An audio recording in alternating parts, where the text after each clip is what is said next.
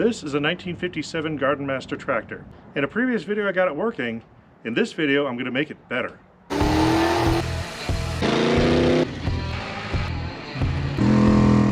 My dad bought this tractor when it was only a few years old, back in the early 60s. Recently I did a video on it. I got the ignition sort of working.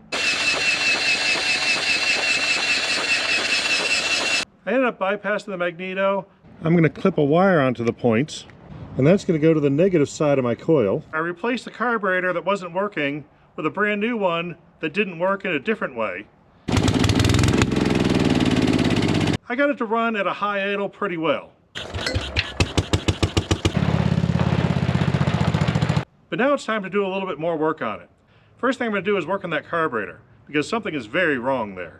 I have the original carburetor and the new replacement I bought. With this new one, I could never get it to work right. It didn't seem to want to work with the governor, and I ended up just putting it at a high idle to drive it around.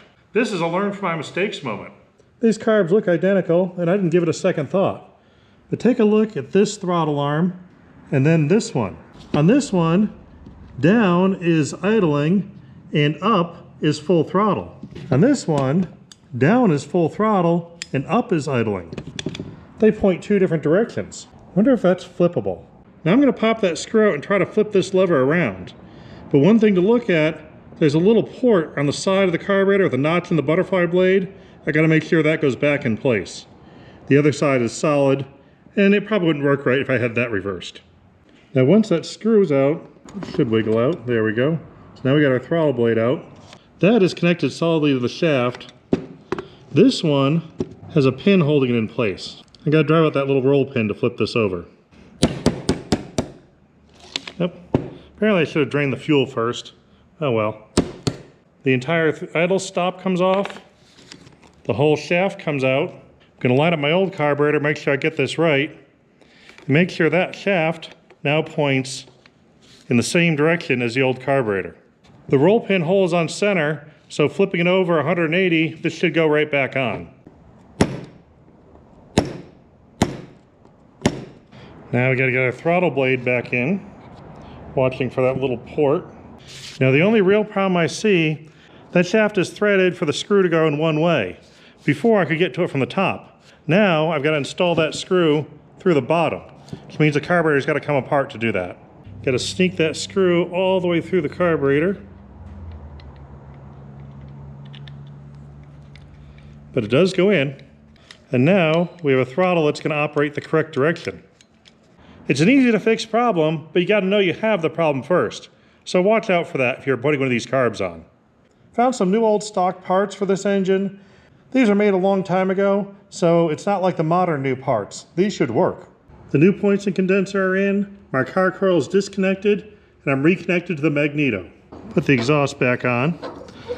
I've just been leaving that hand tight because it's a lot easier to get to the ignition when it's off.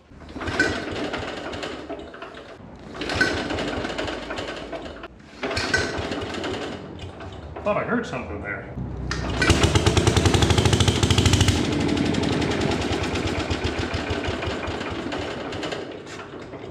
Well, that was something. There is potential there. Don't know why it started and then died.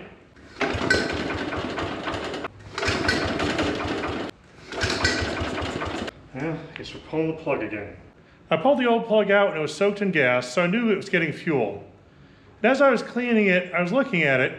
It's an NGK R plug. I think that R is resistor, and I don't think these motors were meant to have a resistor. I found a real old Champion plug in my bin. I threw that in. I think it was a J8C. We're gonna see what happens now.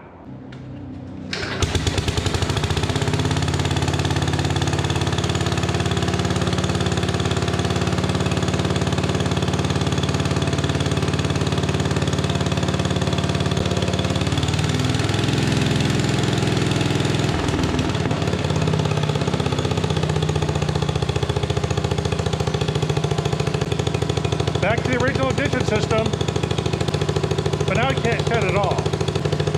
This is the off switch, the only one I have. We can install it while it's running, right?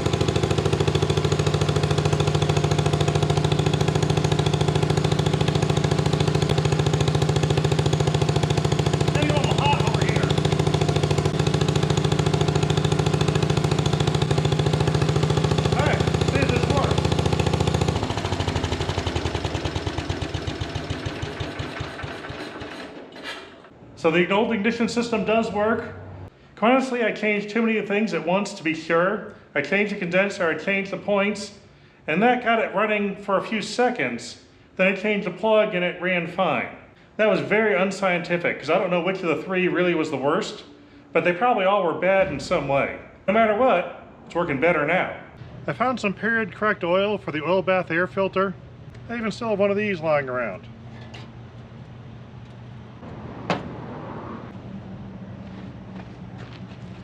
There we go.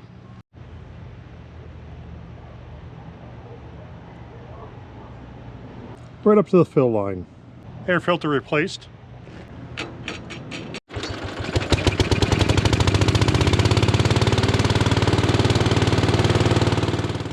In a previous video, I modified a car rim to make a new rim for this tractor, and it gained a new tire. Here's a quick summary. I added big lumps of weld. There we go. I'm going to pull off that floor pan and get this thing really clean.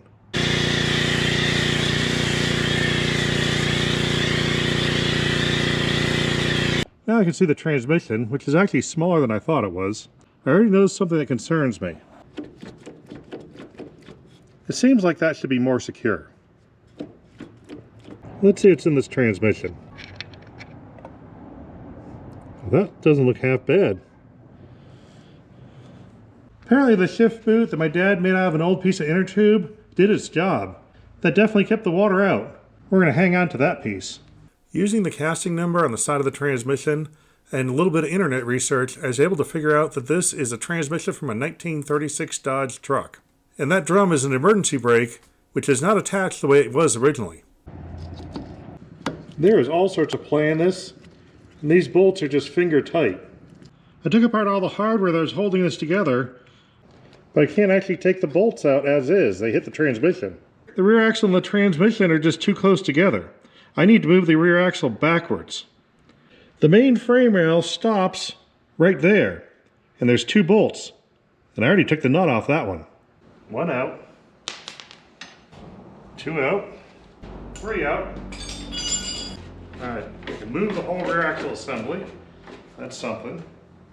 Last bolt out. There is nothing actually bolted together here. Just rust and friction.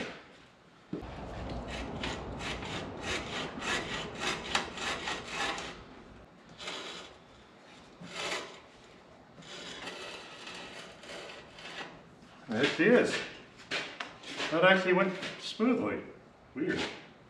Now that I got the fill plug pointing down, it's a good time to drain the oil. Let's see what we got in the rear axle. Well, it's not water. It doesn't look half bad. I'm glad I'm going to put some new stuff in, but I've seen a lot worse. This rear axle has a casting number and a date code. The date is October 11th, 1939. I looked a little bit online. I found people with 39 Plymouth and Dodge trucks that have the same casting number. This is a 1939 Chrysler style rear axle with an 8 3/4 inch ring gear. And the pinion seal is the same as the modern 8 3/4 they made since the 50s. So this is muscle car kind of stuff. Should be a decent rear end. This is the pinion seal for that rear axle. It's a national part number 7216, and it is an actual leather seal. That's not rubber in there, that's leather. And the thing with those is they can dry out. So what I like to do is throw them in a container.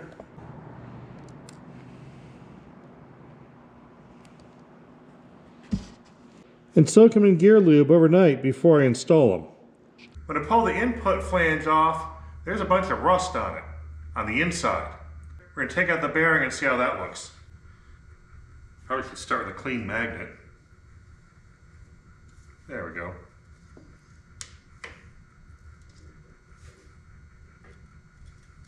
There's a little bit of rust junk on the end, but the rollers look real nice. I think a little moisture got past the pinion seal area, but just right here, didn't go too far. Just a little bit of debris right in the end. Once I got all that swabbed out, it'll be good to put this thing together. Quite a bit of fluid came out of this rear axle, so I know a lot's going back in. While I got this open, I'm just gonna go ahead and pour fluid straight in here. Should make life a little easier. I'll top off the fluid once it's installed. At least this will get me part of the way. It's going really slow though. This might not speed it up. I thought this would be faster, but going through that bearing is real slow. So forget the idea of adding oil first. I've had this soaking in oil since last night. You drop that seal in place. I'm going to clean up that seal surface before I put this in. I keep all my old worn out belt sander belts just for this reason. Get rid of this one with some abrasive on it. Don't need that. This one's pretty smooth.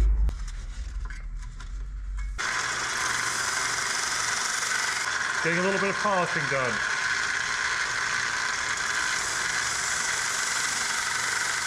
I still got a few pits in there, but I wasn't trying to get rid of those. I just didn't want anything sticking up that's going to damage my seal as I install this. I'm going to take my belt, turn it inside out, and just do a quick, light scuff. Just make sure there's nothing sticking up. We got a smooth surface. That way our seal will stay nice and happy.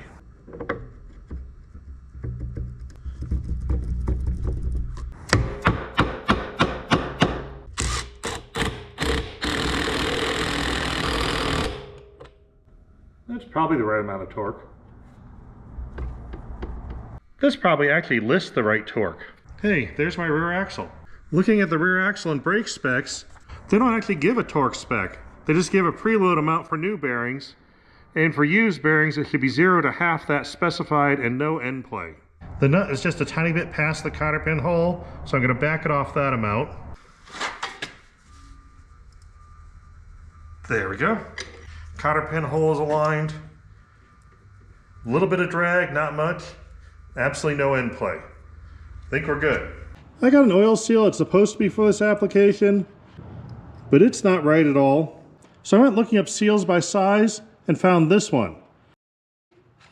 I think one of its applications was a late model Ford Explorer or something, but looks like it'll fit.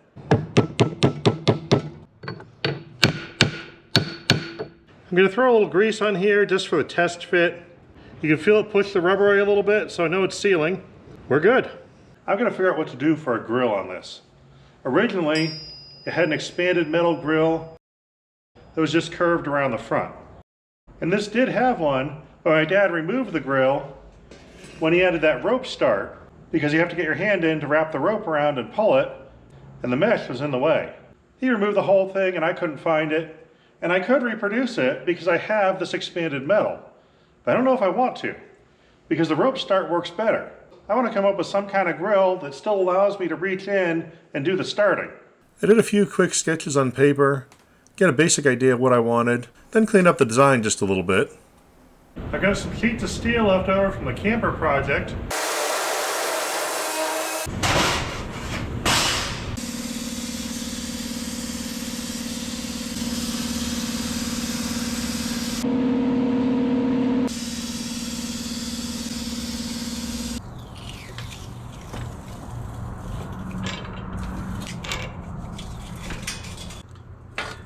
That might do it.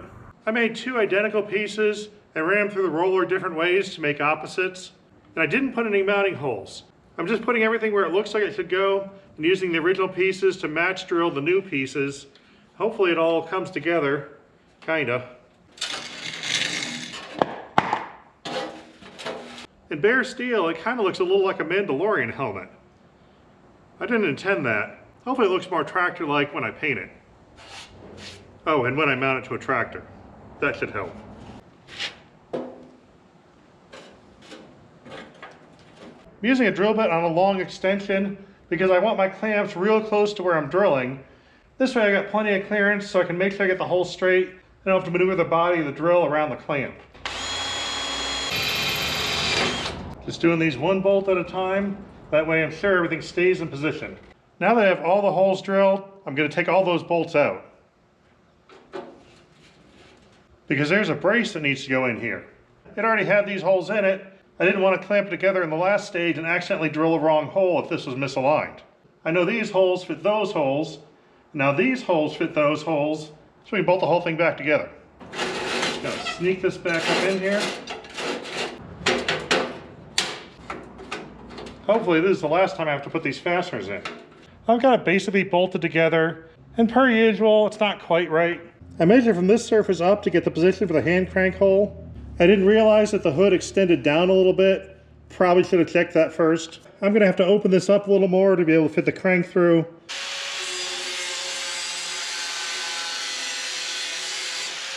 I scored it with a cutoff wheel. Now it'll snap right off. I probably won't hand crank it often, but I want it to be an option. Some of these bolts are super rusted. I was taking off this seat brace. First thing I did is snap off the head on the top. Then I snapped the nut off the bottom. And I still have a stub left over in the middle.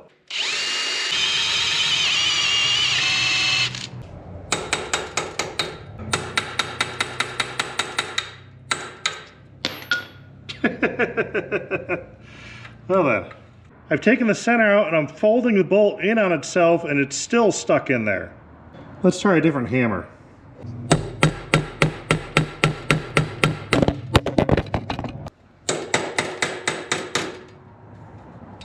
There we go. Hopefully that was the worst one. The corners of this cover plate are pretty much completely rusted off. So I'm going to take the rusted off hole, line it up with the rust spots on the frame, take some big fender washers and a bolt, and lock it in place. I welded the washers to the cover plate so it's removable but has good hole locations. That steering column's connected right there, and I'm not sure what's going on here, but something doesn't look quite right about it. So I'm going to take those off and see what we have under them. Well, now I can see what's happening here. That's not really a good thing. So the only thing holding this steering wheel in position is the actual shaft that turns, not the outer housing. I found this piece of thick wall pipe, and the inside diameter looks about the same as that outside diameter.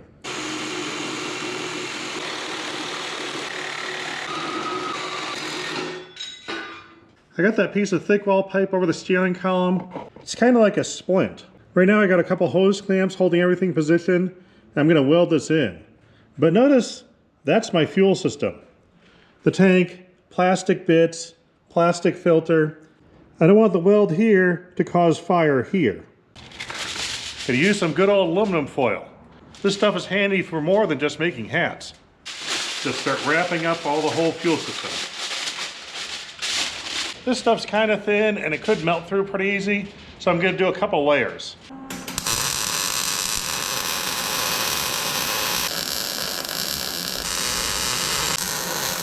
I've got it welded on both sides of the split. Went ahead and reinstalled my bracket. Had to get a little bit longer U-bolt to hold that on. I think that's a lot stronger than it used to be. I totally covered up the engine to make sure no weld beads got onto that. But this looks like a good time to add a little bit of paint, because the engine's already masked. I want to get this tractor as close to the original color as possible. There's limited information on these tractors on the web, and a lot of people said John Deere green was right. In my last video, I found that was not right. That's the original color, that's the John Deere green. Those are not the same thing. Definitely not right. So I gathered up every color green I had. I also bought a few new ones based on comments, which had some really good suggestions. My qualifications were, has to be easily available locally in a spray can, because I'm going to work this tractor and I want to be able to touch it up. I don't want any custom paint or anything hard to get. So here's what I have. These are all Rust-Oleum, Hunter Green, Emerald Green, and Safety Green. Then I have an Oliver Green. Apparently there are 3 different Oliver Greens, but this is the one they had at Tractor Supply.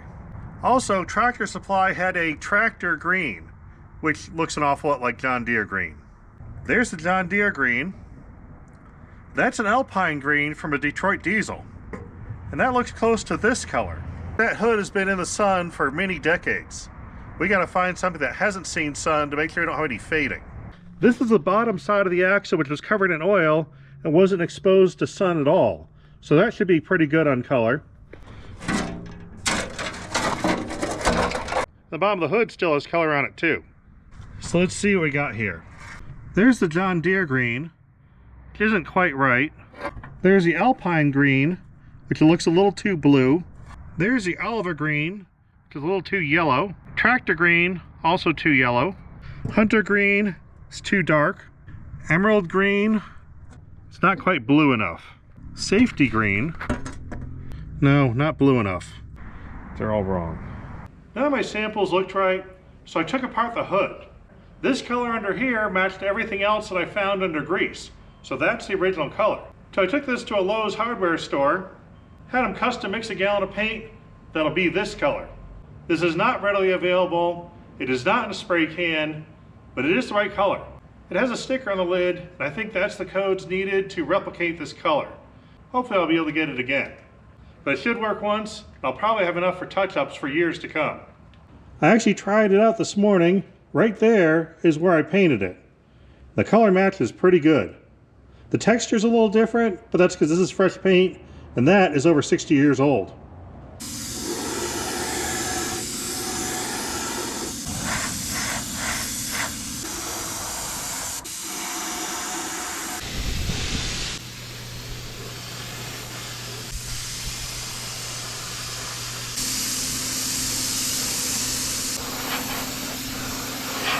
In order to put this tractor together, I got to deal with connecting that rear axle to that transmission output. Now here's the setup it had. Had this output flange, that had this brake drum on it, bolts went through the whole thing. All 4 bolts had sleeves on them, 2 really thin, possibly copper tubing ones. I'm guessing these 2 are not factory. And then nuts on the end to hold the whole thing together. Doesn't look like they intended this coupler to bolt straight to that coupler. That would have been a lot easier.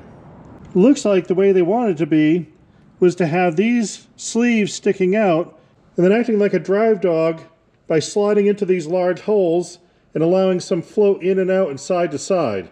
But those nuts started backing off and the whole thing just came loose. So I got to make it a little better. The first thing I'm going to do is eliminate this parking brake emergency brake drum. It looks like some of these tractors had an optional brake that used that, but this one doesn't. So I'm going to save this, but not install it right now.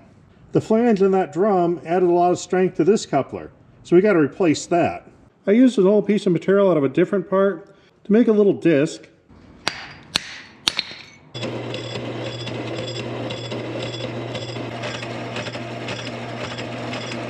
When I'm drilling through holes that have been plasma cut, I always start at the top. As that plasma tail goes through, it can bounce around, and the backside doesn't have as accurate of a position.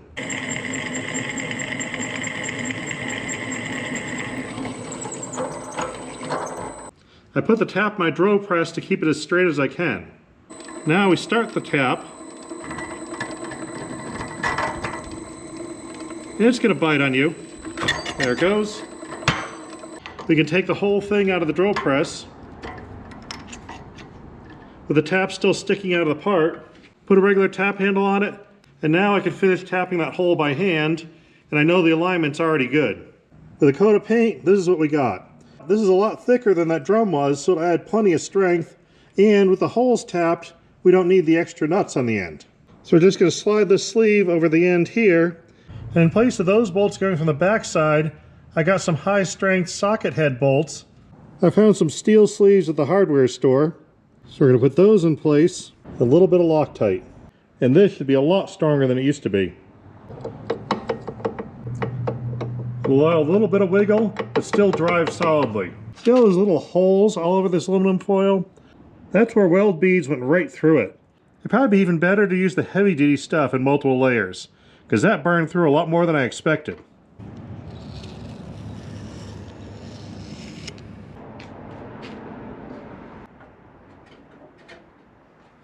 Try not to spill the air filter here. The air filter was sitting a little too close to the hood, and I didn't want to scratch up the paint. I took an old piece of sink drain, I think it was our 1 1/4 pipe, bored it to the 1 3/8. So I'll set the air filter up a little higher. That gap's a little bit better. See if we can get this rear end installed again, so we can have 4 tires. Coupler's pretty close to aligned.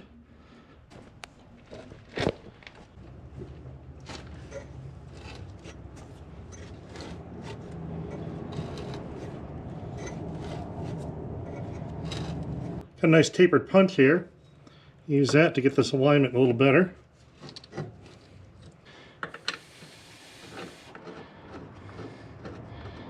I got the bolts through the frame, but I had to take the tire off in order to put the nut on. I'm putting new grade 8 bolts on because they'll be stronger than the old rusty ones. I'm going to use the original square nuts because they're the original ones. And most of the force is going to be moving this way on that bolt. The nut's not going to be taking a whole lot because the whole rear axle has plates on both sides keeping it aligned. The nuts are not going to do a whole lot of work, but those bolts will.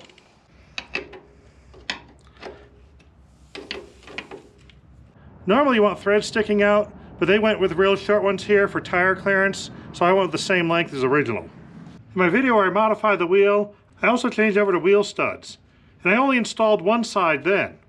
Now, with the tire off, it's time to install the other side.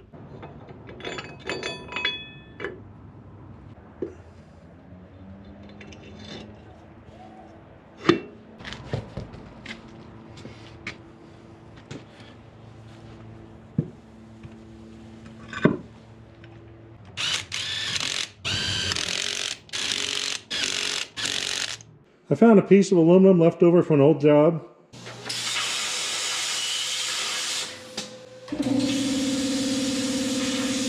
I got my piece cut out. The plasma cutter was really inconsistent on these small holes. Some went too big, and some didn't cut through at all. That's okay, because I'm going to match drill through them. At least my position is marked. I've got a plastic clamp pulling the grill sides together tightly. I only put a hole in the top side on this cover plate. Now I can match the one behind it, make sure everything lines up fine. So to make sure this doesn't move, I got an idea. There we go. Ready to crank start and hold it in position. Got the front piece bolted on with only one glaring mistake. When I moved the hole position for the engine crank, I forgot to move these two lower holes. If I drilled in where I put them, they would have gone to that casting, and I don't want to modify anything original. So I drilled new holes right above it. Since I have this all modeled on a computer, I can go ahead and move those holes and recut a piece real quick and easy. But I'm going to completely ignore doing that because this is already done. And you barely see those bottom holes. Just don't tell anyone. Most people probably won't notice. But I'm going to save those files because 30 years from now, my kids might want to restore this tractor again. And then they can move the holes. Hear that, kids? I'm leaving a problem for future generations. It'll be fun for them. Speaking of fun, I splurged on some decals. Found them on eBay, not too bad on price. I think it'll really be good. So we'll just put that right there. I was going to fill the transmission. I was using one of these long funnels, and I almost could get the end in, and I tried to flex a little bit to fit it in, and I broke the end off my funnel. This is another problem today. Found an old piece of heater hose that has a nice sharp bend in it. Now I have a funnel that has a nice sharp bend in it and a small nozzle. That's perfect. Good thing that happened. On these older transmissions, often they have brass and something that's not really compatible with the modern GL5 gear oil. For the use of these is GL1. This is an old style oil. It doesn't really have much anything in it at all, and it's surprisingly available. It's used on Ford tractors. The big letters say Ford tractor transmission fluid, also mineral gear oil, and a little bit on the bottom here, GL1. So this should be fine. Nice and goopy. It's cold out today. While I wait for the oil to go extremely slowly through the funnel, I'm going to hit all the grease fittings.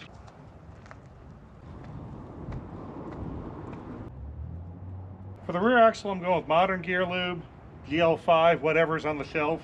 I know there's no yellow metals in this rear end, so the new stuff's fine, and it's more slippery. I'm real happy about how this is turning out. My dad's been following it along too. When he was 23 or 24 years old, he bought this tractor when it was just a few years old for 150 bucks. Just counting the tires, which for all four of them was a little over $250, and $50 in paint, I'm already over double that amount just to fix this up a little bit. But it's worth every penny. Want to see the tractor? Oh, it's pretty. Never been this pretty. That'd be pretty close when you got it. I'm gonna roll it back a bit so you have more room. Oh, that's pretty snazzy. Think it came out okay? Oh, looks good, yeah. It was definitely worth spending the extra money getting the color right and the decals. And it's about to get worse, because I just bought some fence parts and a top link for a Cat Zero hitch. This thing alone was like 30 bucks. We've got some work to do here. I have some Cat Zero implements for my other tractor. I want to make them adapt to that hitch without modifying the hitch at all. I don't want to make any permanent changes to anything original here, but I want that to work. I've got a hole pattern in this hitch, and that is about 5 inches on center. On this one, the bottom arms are 12 inches apart. I also have this one, which has pretty much the same mounting system, but is 16 inches wide. Someone made this out of an old mower deck, added the 3-point hitch stuff, and added these blades on the bottom. The old deck height lever was repurposed to change the angle of those blades. I'm going to use this for doing grading and leveling. I think that's what I need to do the most, which is why I painted it to match. Also, I had paint in the gun that I had to use up. Wasn't going to waste that stuff. I got a pile of these left over from another project, and that leaves a good sized stud left over for putting in my bolt drawer. We're going to put them to use. Here's a mount I made for the mini tank, and I'm not happy with it. Got to have something in my pin pile. Pin. Now if I take this, oh, need a bigger hole there. Now we go to the miscellaneous round tubing pile.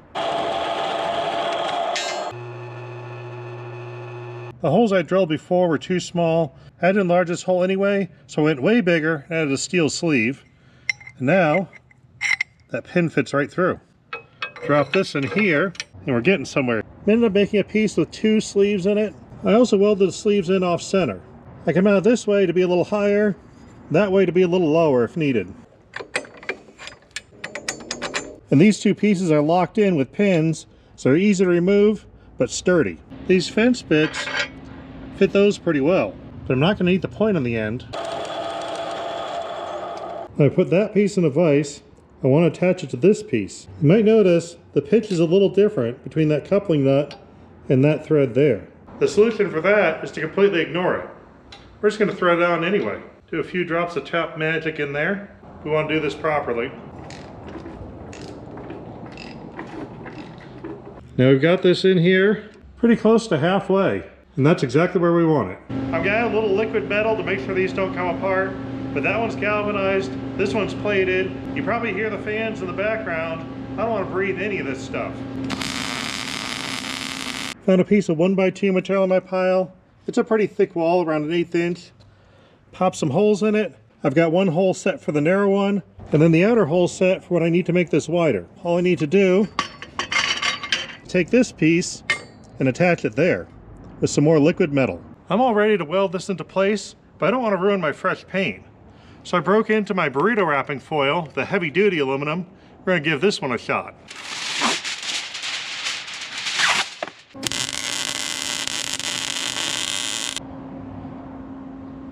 It went through the heavy duty foil also, but the paint looks fine.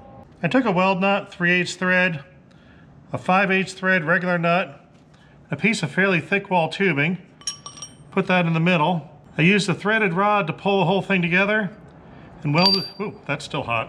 I weld the ends up to make a piece of tubing that has 2 different threads. I made 2 of these and shot a coat of paint on them. I'm going to take another one of these studs, thread it in through the top link, thread the other one on. Now I've got threaded attachments for this top pivot, and that can go right here. There's already a hole in this axle frame right there, so I can run a bolt through that axle frame into that threaded nut on the end here. I can use the thread in there to adjust the length of that to make this a perfect fit. Now the question is any of this strong enough to work?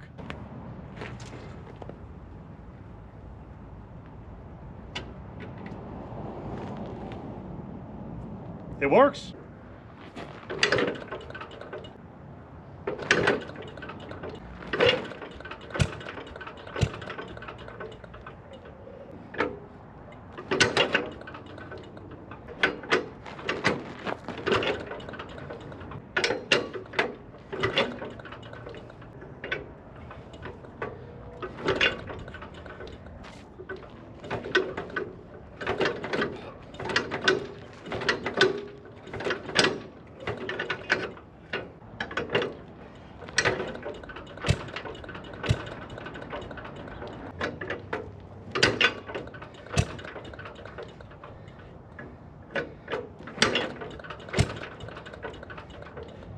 I can't get it to start with the crank.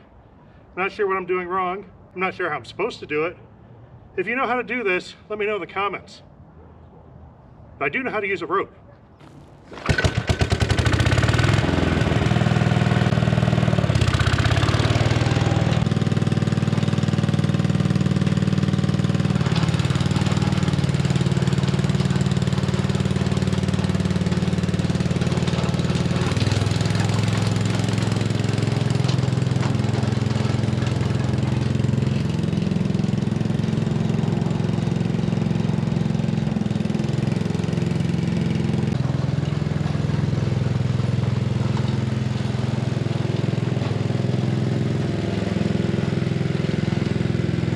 I noticed that the front of the scraper was biting in a little too much. The back wasn't doing anything useful, but that's an easy fix.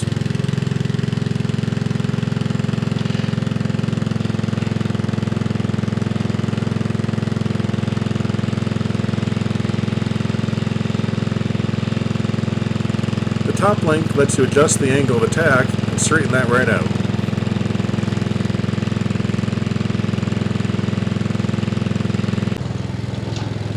We'll see if the new angle makes any improvement.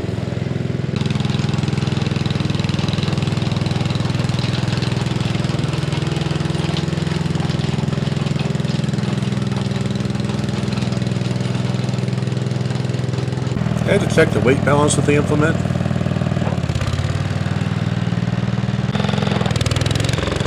It seemed fine. One advantage of the truck transmission is the gears are synchronized. You can shift them on the fly.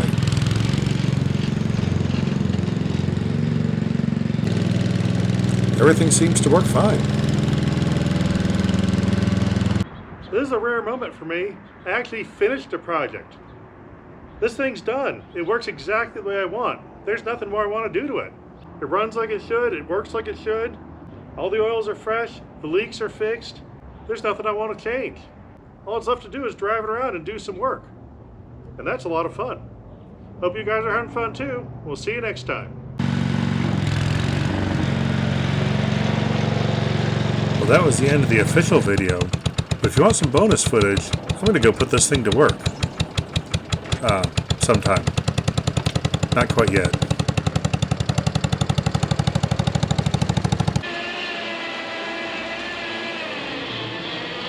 This works better. Now we're going to get something done.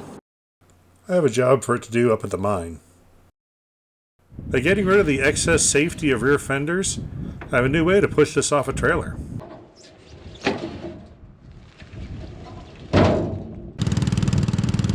First, I have to unload the trailer.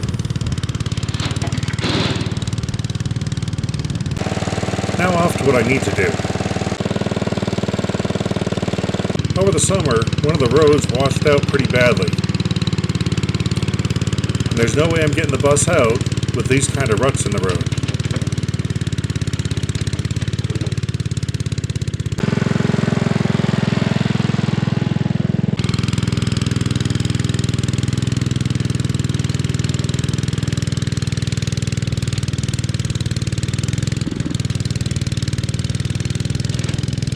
It was a little rough going at first.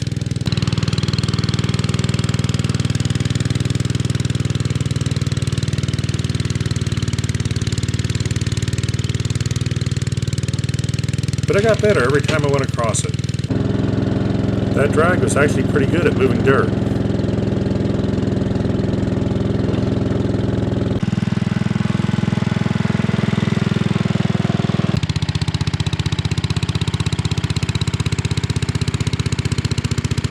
On a small tractor like this, moving your weight around really helps change the traction.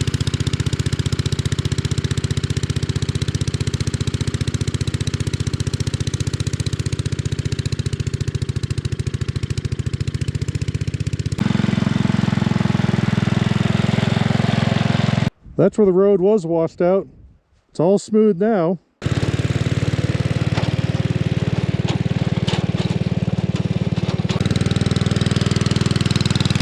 There was some more that wasn't quite as bad, but I figured I'd take care of it while I was out there.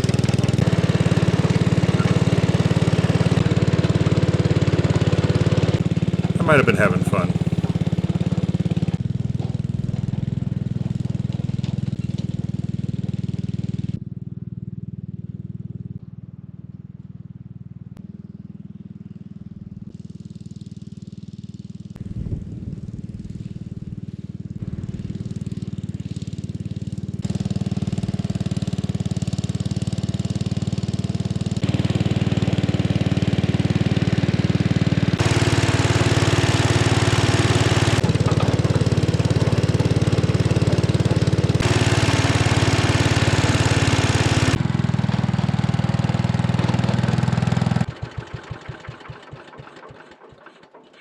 This is the actual end of the video. I had an unexpected delay. This bearing has some issues. And because of that, it looks like this video is going to come out on Thanksgiving Day. I want to take that opportunity and say a big thank you to both my mom and dad for putting up with me while I tore apart all my toys and modified things when I was a kid and getting me started on the path I'm going now. I also want to say thank you to my wife and kids for actually letting me do this kind of thing, because this is just plain fun. And a really special thank you to all you guys out there that are watching. I appreciate all the comments that give me information and the encouragement that helps me actually finish projects. I also appreciate the fact that you put up with those ads. I don't have any control over them, how many or what they are, but because you put up with them, I'm able to do stuff like get new tires for this tractor and the custom $50 paint. I really appreciate that. And as long as you guys keep watching, I'm going to keep doing stuff like this. Thank you everyone, and we'll see you next time.